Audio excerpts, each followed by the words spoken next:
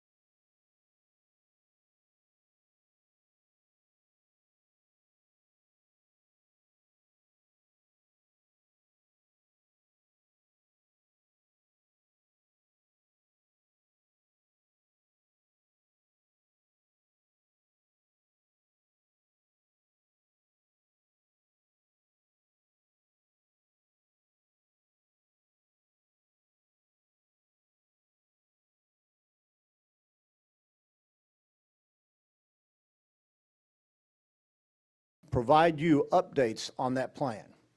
Currently, we have completed 22 out of the 60 initiatives. We intend to show to you each month, at the beginning of every month, where we are on those initiatives and provide you evidence of how we've completed each of those items. So we intend to stay in close communication with you as we deliver the elements of that plan. Thank you, Chairman.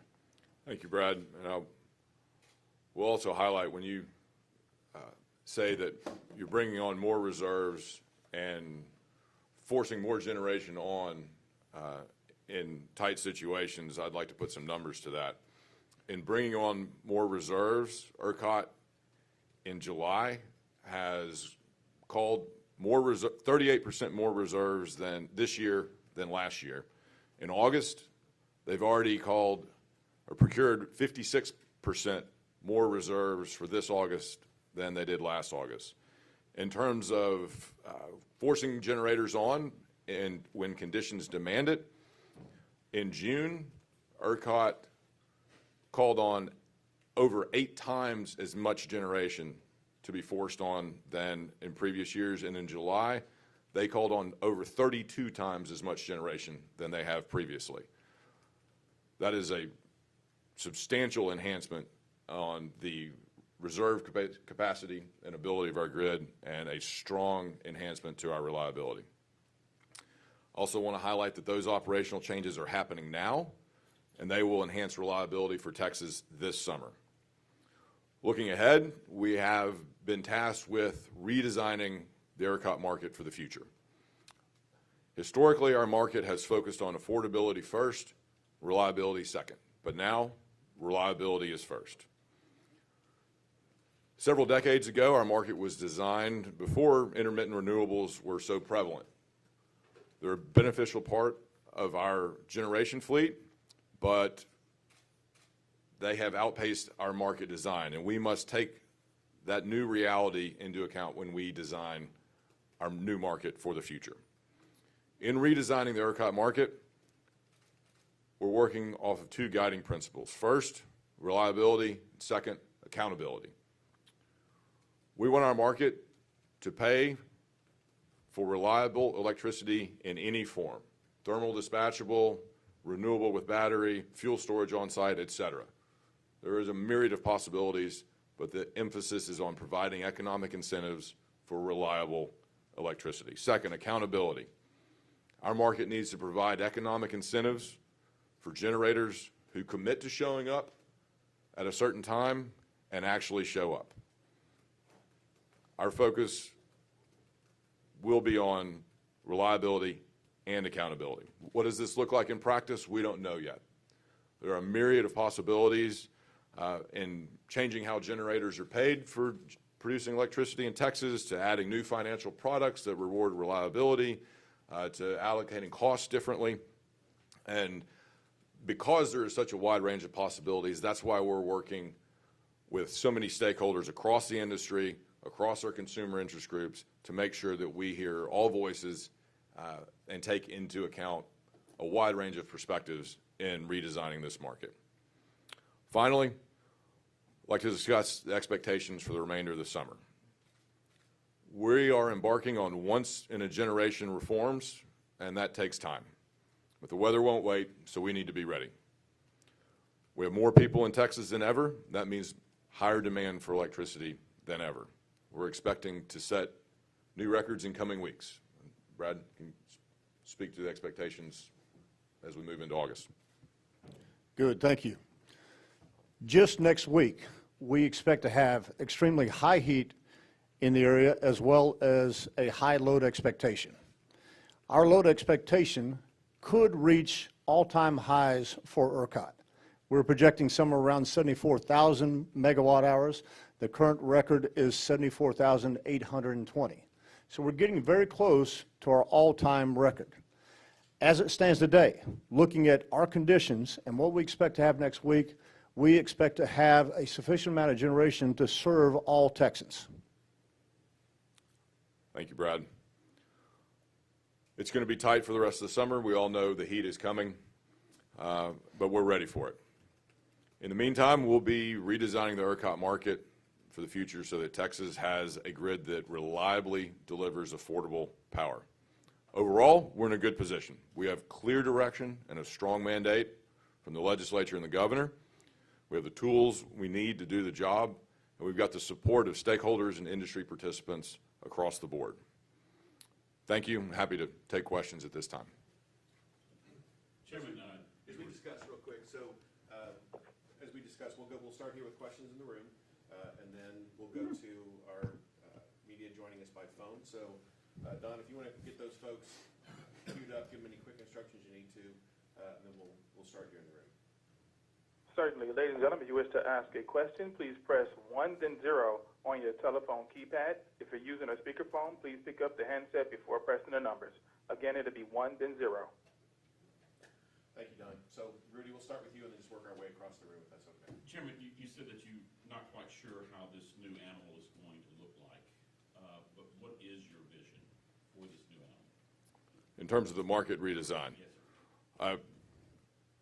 I guess for the average, the consumer, we just heard this, and honestly, my eyes kind of glazed over a little bit. And so I can imagine that the person at home was maybe going, huh? Are the lights going to stay on, and is my bill going up? I think the lights are going to stay on, and your bill should not change. Our goal is to reallocate the payments that are currently being made to the most reliable source of power. We don't want to raise costs, and we don't expect that we will raise costs. We're just shifting the payments to the generators that provide the most reliable electricity in the most accountable manner possible.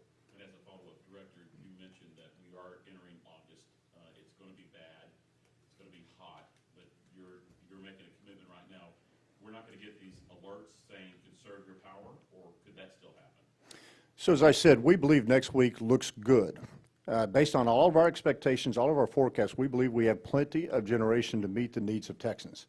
But going back to conservation, I believe that conservation is a tool that we need to keep in our toolbox. Conservation is a tool that allows us to talk to every Texan and have Texans help each other to keep the grid reliable. So when we need conservation, I intend to continue to use it as part of our conservative toolbox.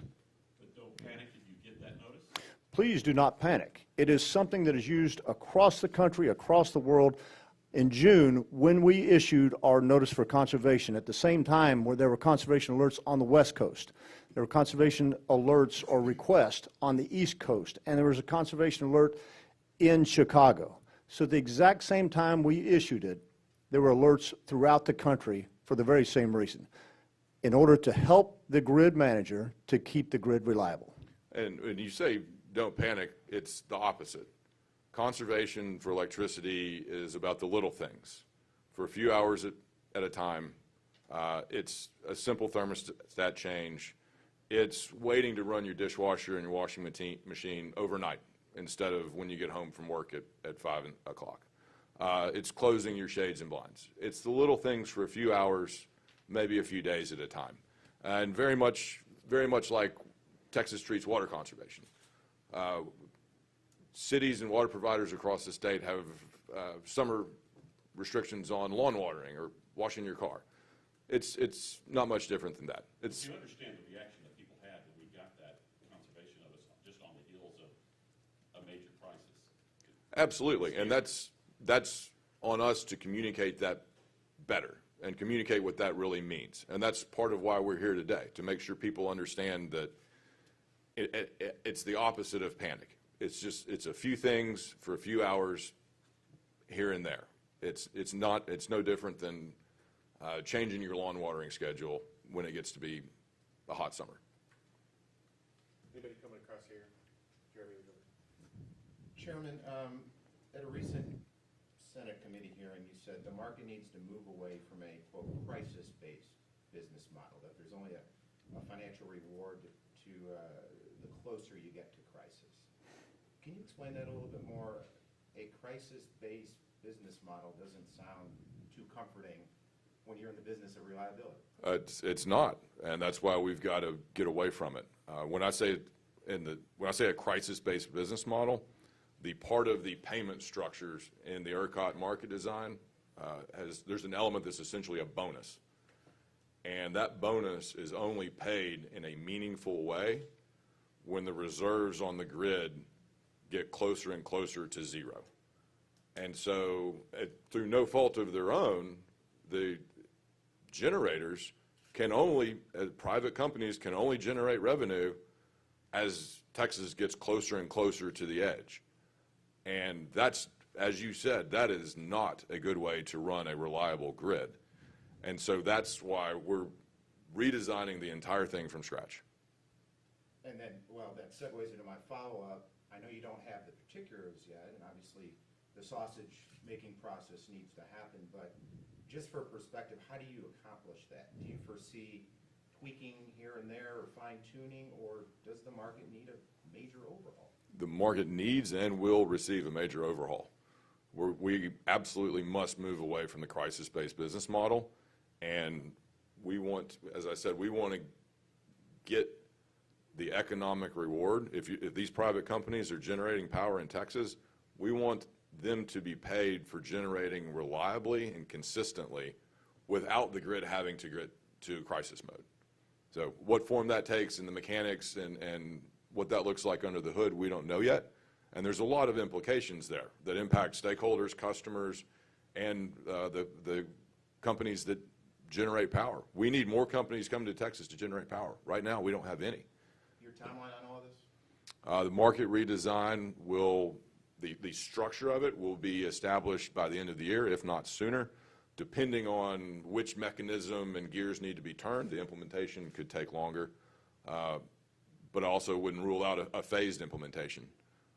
And Mr. Jones, if I may, in your 60-point roadmap that you mentioned, one of the points concerns transmission congestion, particularly in the Valley. The Valley Export, as I understand it, is rated to carry about 6,000 megawatts, but at times that line is constrained down to 650 or so. Why does ERCOT limit the amount of power that can flow on these lines so much? So in answer to your question, it is fairly complex, but I'll keep it very simple. We have to manage all of the transmission lines to make sure that we're not overloading any line. So in the Valley, what we have is a situation where there's local generation that helps support the need to serve load. But if that local generation is not available, if it has an outage for some reason, we may have to constrain the power flows across those lines, simply similar to if you hook too many Christmas lights together, you're going to have a problem. You'll blow a fuse eventually. So we have to make sure that we're not overloading those lines. And in a situation, as I said, where we have generation out, possibly it could be for a drought condition in the area. They aren't able to produce what we would like them to produce. We end up in a less than reliable situation. So my focus has been, and this has really existed for 15 years because the Valley has grown so fast over that time. We continue to be behind the curve on building transmission in that area. So my team and I have been talking with the leadership of the commission. We've also been talking with the leadership of each of the transmission providers in that area to develop a plan for improving reliability both into and out of the Valley. And if I may follow up, not only in the Valley, but any place behind one of these GTC, general constraints, there's a lot more generation coming on, particularly renewables. And so I love that you use generic transmission constraint. I didn't expect to hear that today. But yes, you're exactly right. So my question is, as more wind, as more solar gets built and is built rather quickly, can ERCOT keep up? Can it play catch up? Or is congestion going to get worse before it gets better? So that's our goal, is to stay ahead of it. Our goal is to identify where things are moving and to stay ahead of it. So we have to make sure that for the Valley, for example, if we're relying upon wind or solar generation in another part of the state to serve that load, we have to make sure that that wind or solar generation will be available to us at the time that we need it. So there's a lot of studies going on. It's not just the Valley. I've got a keen focus on the Valley because I believe we have underserved that area for the last 15 years. But there are other areas, and I would include Corpus Christi as an example. Corpus Christi relies on a significant amount of local generation. The transmission is limited into the city, and so occasionally we can get into a bind if that generation is not available. And real quickly, the math on the calendar always doesn't work out. You can build a wind project in a year, year and a half. Transmission line may take 4, 5, 6.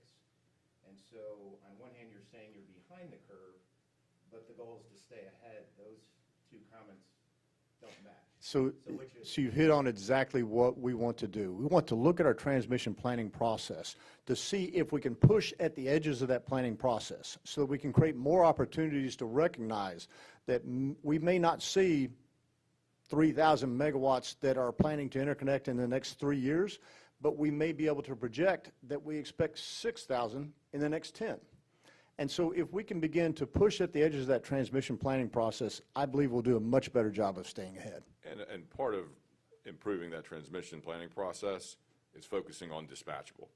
So if you've got a universe of wind farms and solar arrays, but some of them have battery backup, thus enhancing their dispatchability, we need to move them to the front of the list. And so that's part of the process. It's not finalized yet, but like I said, this redesign focuses on reliability, and moving the transmission queue is part of that. One of the governor's items for you guys was to have renewables compensate for their lack of generation through billing process, I think. Is there clarity on how that will still a work in progress? That's a work in progress. That's the under-the-hood mechanics that we're working through to drive to those ultimate goals of reliability and accountability. And that's why we're having these series of work sessions that are open commission meetings. We had the first one on market redesign in early July, where we're bringing a whole array of stakeholders, renewables, dispatchables, the whole array into this room so that everybody can be in front of the commission, have ERCOT participating, and work through these details. One more, since 2015 and up to 2023, the planned projects that are going to be added, there's a lot of solar and wind being added, but we've also seen a drop in natural gas and coal. Is there plans to incentivize rebuilding, whether it's natural gas, coal plants, down the road, or is that kind of just the way it's going to be? Well, that's part of the market redesign towards reliability and accountability. And like I said, we're not in the business of picking winners and losers. We want to incentivize the result that Texas needs, reliable electricity on an accountable basis.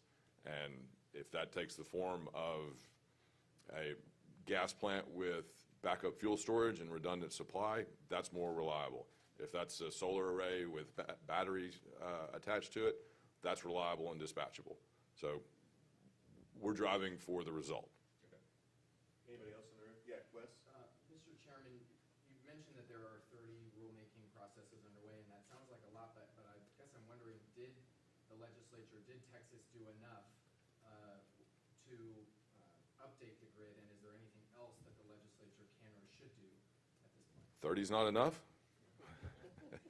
The legislature did a tremendous job in the most substantial energy reform in almost a quarter century.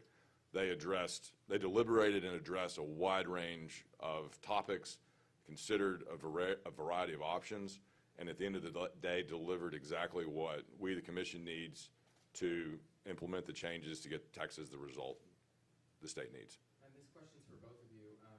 More than 200 people died as a result of this February storm, at least. So I guess respectfully, why should the public trust or believe that all of these updates will make the system better? Why should they have faith in both of these agencies and in this process? Because we've completely reorganized the way ERCOT is run. In the existing market framework, as Brad mentioned, the procurement of reserves and the ERCOT authority to force generators on are tools that have been underutilized, and I think it's fair to say that that operation at ERCOT has been turned 180 degrees around. Like Jeremy said, when the previous crisis-based business model meant that the market demanded fewer reserves called later in time, because that was what the market design demanded. We've completely turned that model on its head and started calling more reserves sooner. So that is an absolute 180-degree shift from the way we've done business before. So that will make that's happening now. That makes the grid more reliable for this summer. And in the meantime, we're working on redesigning the market structure so we don't run into those market incentive problems in the future. Good, thank you. One more in the room. So one aspect of the 60-point plan, kind of the focus of the legislature, has been weatherization. I know we're kind of talking about summer here today, and that sort of thing takes time, but looking ahead even to winter again, just wondering if you could kind of give an update on where that stands for different generators. Implementing the weatherization legislation is in process now. It will take the form of roughly 2 phases. The first phase is working with generators to account for the specific problems they had last winter and making sure those problems are fixed for the upcoming winter.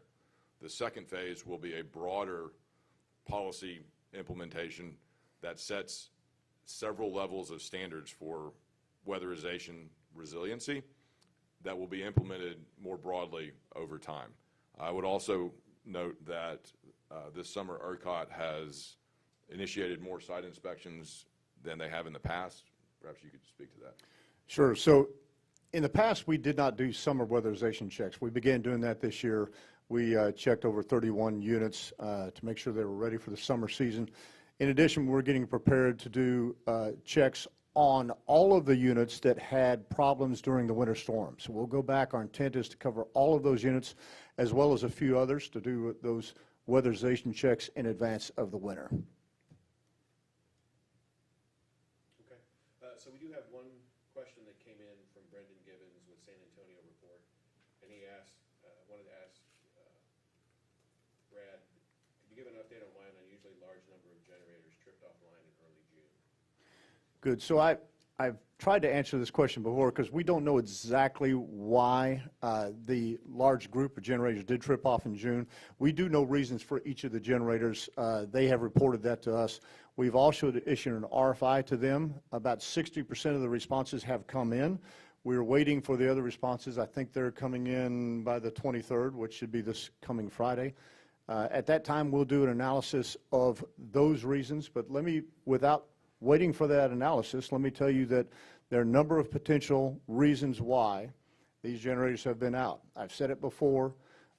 Possibly it could be that some of them were affected by the very cold weather in February, and that those units are just now experiencing these failures, these mechanical failures, because of the winter weather. Part of the reason could be that we have less time available today for these generators to take outages and to do regular repairs. It used to be that during the summer and winter they were needed by ERCOT and all Texans to operate, and that the winter and the fall and the spring, rather, there was time for them to take maintenance. Today, because of the wind generation is really at its maximum in the spring and the fall, we need more dispatchable generation in the spring and the fall, so that leaves less time for these generators to do regular maintenance. Number three, and I believe this is a part of it, is that we currently in our market aren't providing the adequate level of revenues for many generators to do the maintenance that they should be doing. So there are many older units in the system that perhaps aren't getting the maintenance dollars because our market has been so efficient that it's difficult for some of those generators to allocate the funds to keep those units operating. Those are the three options that I've seen so far. We'll be looking into that as we get this information. We'll get back to each of you. So now we'd like to go ahead and go to our media joining us by phone. So Dawn, if you could go ahead and bring in the first caller. Certainly. First, we're going to the line of Lori Brown from Fox 4 Dallas. Please go ahead. Yes, I heard you say in response to a question earlier that the increased reliability is not going to cost consumers more. That sounds a little too good to be true. A lot of experts have said more money needs to be invested in the grid to make it more reliable. So how will ERCOT increase reliability with no additional cost to consumers? Sorry, I want to clarify that. I said when asked about the future market redesign, we don't anticipate redesigning the market to increased costs. We want to reallocate the economics as they exist now to move the revenues companies receive to generators that are more dispatchable. As for the increased reliability this summer, those certainly come with increased costs. All in, the dollars spent so far this summer for the dramatic increases in both reserves and generators forced into service, total less than $2 per person across all participants, members of or citizens within ERCOT. Okay, and with the record heat expected next week, what are the chances of a need to go to rolling blackouts? As I said, currently we expect to have enough generation to serve the needs of all Texans next week. Okay, thank you. Don, next question, please. Thank you. And next, we're going to the line of James Downing, Power Markets Today. Yeah, my question is the capacity market on the table now? That was not addressed in legislation that came out of the 87th legislature, so that is not contemplated at this time. And I've got another one too. Allison Silverstein has written about how there's a lot of the issue this winter and generally is that a lot of the housing in Texas has really poor installation, and that leads to a lot of inefficiencies. Do you see any effort for improving that situation at all, for maybe funding some retrofits to make housing more efficient? I think that's outside the scope of the legislation that was passed this session and would be a broader policy topic that a future legislature would probably take up. Thank you. Okay, thank you, Don. Next question? Thank you. And once again, if you have a question, please press 10. Next, we're going to the line of Mitchell Farman, the Texas Tribune. Please go ahead. Hey, Chairman Lake, how do you get more companies to invest in power generation when you said you don't know what the market redesign will look like? Well, we're engaging with those stakeholders to find out what they need so we can redesign the market to provide them exactly those incentives. We don't have a hard or fast number and don't know the structure yet, but that's why we're running such a wide-reaching and transparent process to make sure our new market design encompasses the economics those companies need. We need to make sure that their next investment dollar will be spent in more dispatchable and reliable power in Texas. And one more question. What are the challenges in communicating with a public that doesn't trust you? The challenges are extensive. We've got to regain their trust, and we've got to earn it. We're working hard to do that through more extensive communication, more clarity in our communication, to make sure that the message that we're sending translates clearly from a very complex grid management operation to language that everyday folks will understand. Then that's no small task. But we're dedicated to that mission, and we're well on our way, I think, to making that happen. Do you have examples of how you plan to do that? I'd say this press conference today is an example of that. Brad's roadmap to reliability is another example. Both of which are, as far as I know, unprecedented in recent history of the Public Utility Commission and ERCOT. Good. Thank you, Mitchell. Don, next question, please. Next, we're going to the line of Andrew Moore, KCN TV. Good morning, guys. I have two questions here real quick. The first one was that, we've learned that currently some thermal power generators only bid into the electricity market 1 day at a time. And so that bid depends on current prices. And so you had previously asked ERCOT why they don't schedule thermal generation several days out. It looks like they can't because there are these power generators only scheduling 1 day at a time. So would it be possible to change this so that some power generators bid 3 days at a time, but maybe they would get a capacity payment to cover certain costs over those 3 days so they don't risk losing money? We're evaluating any and all options within the scope of the legislation we were given. There's a variety, as I mentioned, there's a variety of mechanisms that we can use to incentivize reliability and accountability. Good. I really have nothing to add to that, Chairman. I would just say that is well down into the details of the type of market design changes we have to look at. And so the chairman and I are meeting on a weekly basis in person. We're also talking with each other several times a day, in fact. And we will be providing options to the commission on the types of market design changes that may be necessary. And the PUC will then provide us that policy guidance. Okay. And secondly, and this is for ERCOT, with our current available power generators, so we're going into a really hot week next week, could you commit right now, if you wanted to, having 80,000 megawatts an hour of power available during the hottest weeks of summer, including next week, to stay ahead of those projections? Could we say right now, yeah, we're going to pull the right levers, we're going to have 80,000 megawatts an hour available all of next week to make sure that we are covered? So I think I think you're confused that we need to do that early. By doing that early, we spend fuel in our generators that we don't need to spend. It becomes a problem for the market. We want to make sure that we're taking the right actions at the right time. And so, for example, if a generating unit takes 8 hours to start, we will begin to call upon that unit probably 9 hours in advance. But we won't call on that unit 24 or 36 hours in advance because that would be a waste of resources. So I understand your question, but the reason why we are dispatching those units closer to the time is we're watching the amount of time it takes for them to come up and online, and we are making sure that we match that so that we don't waste additional fuel resources. Well, okay, when you need it, are you confident you could get 80,000 megawatts when you need it next week? Yes, we are confident. Okay.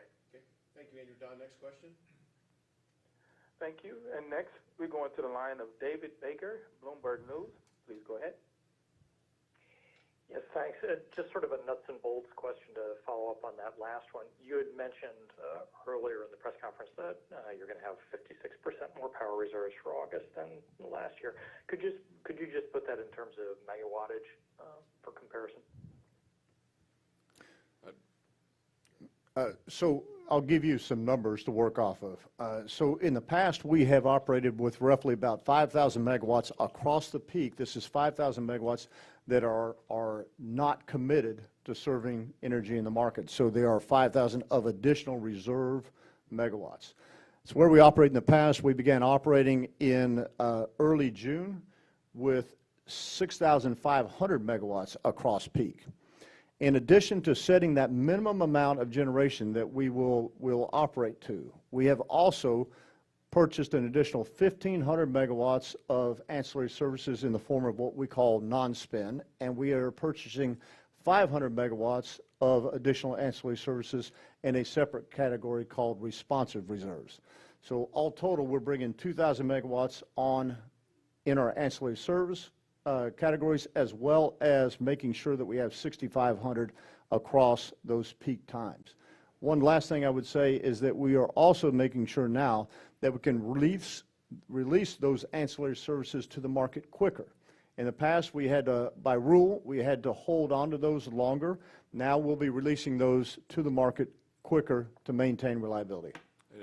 I'll also make an important note that previously, ancillary service, the amount of ancillary services set to be procured on a certain date was set a year in advance. And when we say we're doing business differently, that process has been changed so that now ancillary services are the amount of reserves being procured is set not only based on the historic anticipated need, but also on real-time conditions. Good, thank you, Chairman. One of the changes that we've made is when we see uncertain weather conditions in the grid, and let me give you an example. A few Mondays ago, we expected a weather front to come through Dallas. That weather front was expected to rain about 3 o'clock in the afternoon. So our models showed that Dallas load was dropping by roughly about 2,000 megawatts because of the rain, and behind the front, we had wind picking up by another 2,000 to 3,000 megawatts. So a 5,000 megawatt delta in our forecast. If we had failed, and in fact we were exactly right on our forecast, but if we had failed and even by 2 hours had missed when that front came through Dallas, that front would have still been to the west of Dallas. It would have been hot in Dallas, so higher load in the Dallas area. The wind would have been less out west because the front had not cleared the western part of our state. That 5,000 megawatt difference could have had a significant impact on us. So when we see uncertain weather conditions that can change our forecast dramatically, as I've expressed to you, we will be buying even more ancillary services than what we're currently doing. So we'll go to the market, we'll pull in up to 1,500 megawatts of additional ancillary services. The bottom line is we're doing business differently. Margin of safety, an abundance of caution, and for the first time ever, ERCOT is taking into account real-time conditions in establishing the amount of reserves we need going into each and every day. Okay. Don, next question, please. Thank you. And next, we're going to the line of Adela Uchida from CBS Austin. Yeah, good morning, everyone. My question to you, sorry, I'm outside. You talked earlier during the press conference about weatherization. I want to know when weatherization will be complete. If everyday Texans next winter would be able to say, I can depend on my grid. And what about the natural gas plants that lost power during the February blackout? As for weatherization, the first phase that I referenced earlier will be completed by this winter. The second phase will be implemented starting this fall and going throughout the next 12 months. As for natural gas, I'd have to refer to you to, the efforts we're working with the Railroad Commission on to map critical infrastructure and natural gas, but as for the broader natural gas conversation, I'd have to refer you to the Railroad Commission. Right, correct. But I'm asking not necessarily about the plants themselves, but them being designated as critical infrastructure. I understand some of them lost power during the blackout because they weren't designated as such. That's correct. That at the transmission and distribution level, that critical infrastructure designation is being corrected as we speak. Yes, thoughts on that? Yeah, so first of all, the PUC is starting, I believe, today, perhaps. No, I think it's next week, the 26th. The PUC is starting a poles and wires discussion. In that discussion will be part of this discussion associated with critical infrastructure, making sure that that is signed up as critical for each of the wires companies. In addition to that effort, though, there were some loads that were participating. I mean, by loads, I mean, for example, there were some gas facilities that were participating in our emergency responsive service, which means that they had participated and they received payments for their willingness to shut off. We found out later that some of those loads were actually critical for gas supply. And so now, just on this last Monday, we have offered up a rule change to the market that will require every load participating in both our ERS, which is emergency responsive service, and our load responsive service, both categories, we will require that load to attest to us that they are not a critical service load. Okay, thank you. Don, next question, please. Thank you. And next, we're going to the line of Vince Sims, NBC 5, Dallas-Fort Worth. Yes, good morning. I think earlier you did talk about the summer spot checks that you were doing in regards to that and gave some information. If you could again say for us what these summer spot checks were looking at, how many of these you did, and what was found through this? Were there any issues or any of the plants down through this? So throughout the more than 31 units that we inspected, we reviewed their plans for summer preparedness, and we also were able to translate best practices that we have learned from other facilities. So we were able to communicate with them to review that they'd met their own emergency operation plans as well as improve those plans overall. Good. Don, can you give us the next question, please? And also, Don, can you tell us how many more callers are in queue? That was the final question in queue. Oh, wonderful. Well, that concludes our broadcast day. So I want to thank everybody for being here, and I want to thank you both for the time, and have a lovely day. This concludes our conversation.